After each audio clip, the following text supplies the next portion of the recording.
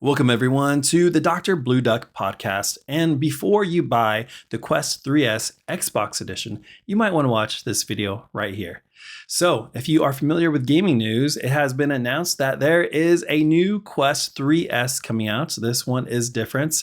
It's 128 gigabytes, it's black instead of white, and it has some green highlights to it to look more like an Xbox because everything is an Xbox now apparently. But this one is different because it comes with an Xbox controller that matches along with the regular Quest controllers that match as well, but this one is about $100 more. But like the regular Quest 3S, this one does not have Pancake lenses.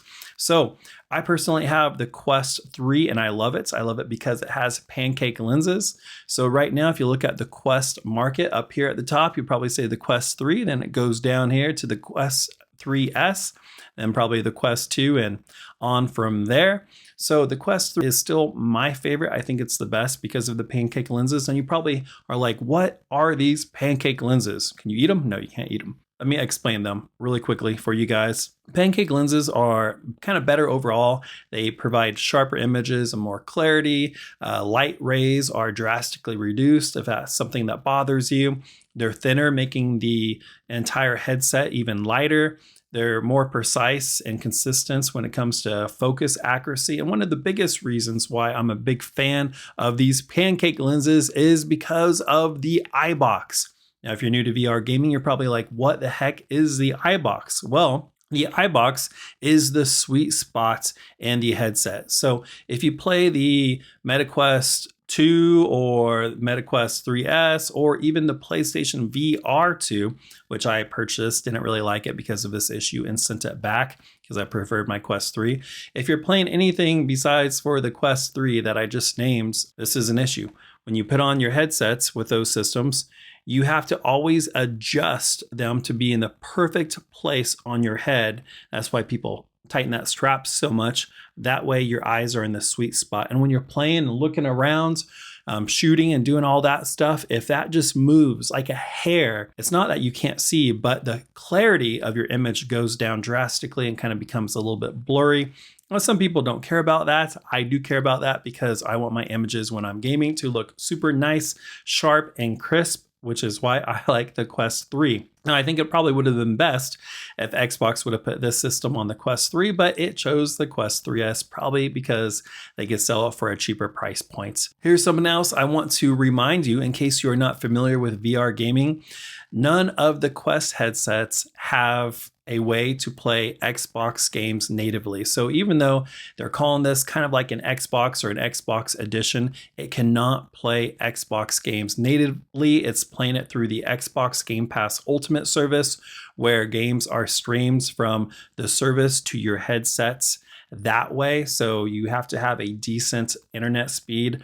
And in my experience, having even the best internet speed does not look as good as it does on console. It looks pretty good, but not as good on console. So why would anyone want to do this? Well, also I might want to add that these games are not in 3D. It's not like you're looking around and you're in a 3D environment. The reason why people might want to play their Xbox games on a Quest headset is because when you play and sit back, you can play on this mighty giant screen and it looks amazing. So if you want the experience of playing maybe Halo or Gears of War in a movie theater on that size of a screen, this kind of does that for you. It makes it seem like you are playing on some huge, massive screen. And if you're a dad, hey dads out there, if your kids are watching some cartoon on the TV or using your TV in the living room or something in your office and you want to play a game with this service, you can put on the Quest 3 or the Quest 3S or the Quest 3S Xbox edition and play one of your Xbox games like you're playing on this huge, wide theater size screen, which is kind of a neat thing. And you can do it just with a little headset on. It doesn't have to be plugged into a computer or anything like that. So that's one of the advantages of playing your Xbox games on a Quest headset. Now, although that is fun and interesting and neat, to me, nothing beats an actual gaming monitor. So I like to do this from time to time to play on the headsets.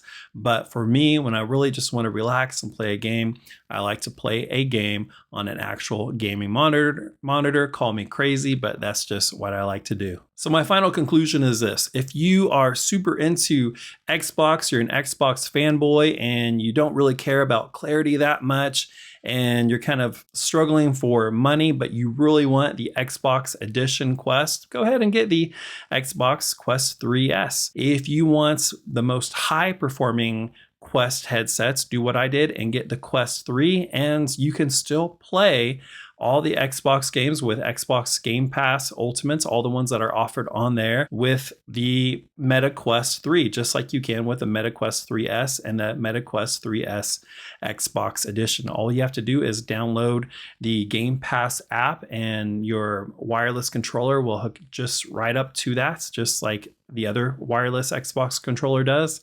And it's a super easy experience. There's really no need, in my opinion, to get the Xbox Edition, unless if you just want something that looks cool, something that looks more like an Xbox. But to me, I would rather have the Pancake Lenses because it makes the overall experience better. And it makes the experience better playing regular Meta Quest 3 games as well. And if you're new to the MetaQuest gaming arena of games, the one that I would suggest to you is one of my personal favorites, which is Population 1. So kind of think Fortnite and VR, plus there's a multiplayer mode as well, which is what I play mostly, like a team deathmatch mode. So that's my recommendation right there. What do you guys think? Gaming dads out there, what do you guys think? That's my honest opinion, okay? So be kind, use your mind, and game on.